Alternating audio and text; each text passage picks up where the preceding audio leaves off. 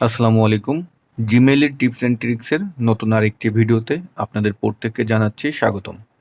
আজকের ভিডিওটিতে আমরা দেখব কিভাবে একের অধিক সিগনেচার আপনার জিমেইল আইডিতে ব্যবহার করবেন।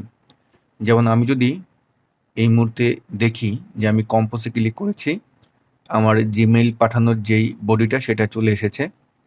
তো এখন এখান থেকে নিচে এই যে আইকনটা আছে, এই আইকনটাতে যদি আমরা যাই এবং গিয়ে এখানে যদি আমরা ক্লিক করি, আমরা এখানে লক্ষ্য করতেছি টোটালে ৩টি সিগনেচার আছে। এটা একটা, এটা একটা, এটা একটা। আর নো সিগনেচার হলো যদি আপনি এই সিগনেচারটা এখানে না চান। দেখুন, আমি যদি এখন এই আইকনে ক্লিক করে 3rd সিগনেচার দিলাম, আমার এতটুকুন সিগনেচার চলে এসেছে। আবার এখানে গেলাম, 2nd সিগনেচার দিলাম, এতটুকুন এসেছে। আবার যদি নো সিগনেচার দিই আমার কোনো সিগনেচার নেই। আর এটা হলো আমার মূল সিগনেচার। তা আপনি একের অধিক সিগনেচার কিভাবে জিমেইল আইডিতে অ্যাড করবেন, আজকের ভিডিওটিতে আমরা এটাই শিখব। ভিডিও শুরু করার আগে আপনাদেরকে একটি ঘোষণা দিচ্ছি, আমাদের Microsoft office basic to advance online live কোর্সের নতুন ব্যাচের ভর্তি কিন্তু শুরু হয়ে গিয়েছে। যারা ভর্তি হতে চান, ভিডিওর ডেসক্রিপশন বক্সে দেখবেন কোর্সের লিঙ্ক আছে, সেখানে ক্লিক করলেই আমাদের কোর্স সম্পর্কে সকল তথ্য পেয়ে যাবেন। প্রিয় বন্ধুরা, প্রথমে যে কাজটি করব আমরা, উপরে এই যে সেটিংস আইকনটি আছে এখানে আপনি ক্লিক করবেন। তারপরে এখানে দেখবেন সি অল সেটিংস, এই লেখাটি এখানে ক্লিক করবেন।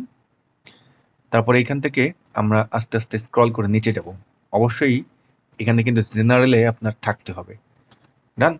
তারপরে আমরা স্ক্রল করে যখনই নিচে চলে যাব, একটু সময় নেবে, দেখবেন এখানে আপনার সিগনেচারের যে বডিটা সেটা আছে। আমরা এখন যে কাজটি করব, যে আমাদের তো অলরেডি 3টে সিগনেচার তৈরি করা। তা কিভাবে সিগনেচার তৈরি করে এই নিয়ে আমার ভিডিও কিন্তু দেওয়া আছে। তা আমি এখন নতুন আরেকটি সিগনেচার অ্যাড করতে চাচ্ছি। সেক্ষেত্রে এই যে ক্রিয়েট নিউ আছে, এই ক্রিয়েট নিউতে ক্লিক করবেন এবং এখানে যদি আমি এখন 4th লিখে সিগনেচার দিলাম, দিয়ে এখন ক্রিয়েটে ক্লিক করলাম। এখানে আমরা এখন কিছু লিখব, যে আমাদের সিগনেচারটা থ্যাঙ্কস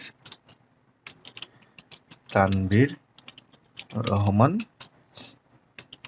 তানভীর একাডেমি www.tanviracademy.com এভাবে দিলাম আমি।